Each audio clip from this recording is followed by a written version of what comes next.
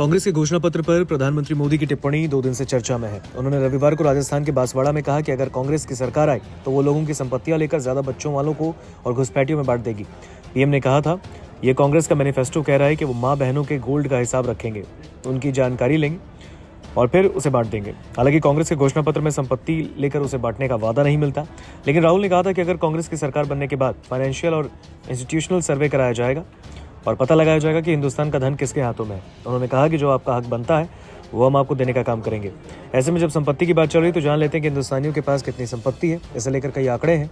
सरकारी आंकड़े बताते हैं कि भारत की 20% आबादी ही सबसे अमीर है, जबकि अंतर्राष्ट्रीय संस्था के आंकड़े बताते हैं कि 1% भारतीय का देश की 40% से ज्यादा संपत्ति पर कब्जा है।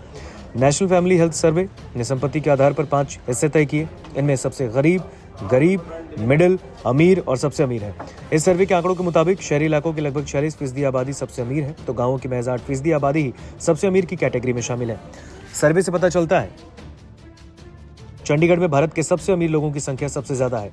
यहाँ की 79% आबादी के पास सबसे ज्यादा संपत्ति है। उसके बाद दिल्ली 68% और फिर हरियाणा 48% है।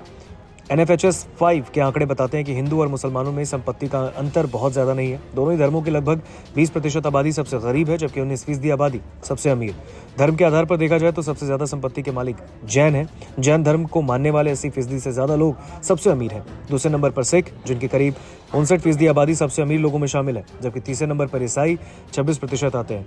इसी तरह SC की महज 12% आबादी ही सबसे अमीर की कैटेगरी में है, जबकि ST की 6% से भी कम आबादी ऐसी है जो भारत के सबसे अमीर लोगों में आती है।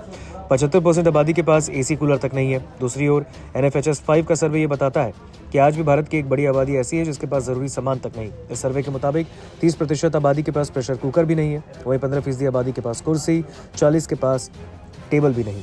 इतना ही नहीं, 30% से ज्यादा आबादी ऐसी है जिसके पास कोई टीवी नहीं। लगभग 75% आबादी के पास न AC है और न ही कूलर, जबकि 22% लोग ऐसे हैं जिनके पास कोई घड़ी तक नहीं। नमस्कार, मैं हूं मानक गुप्ता।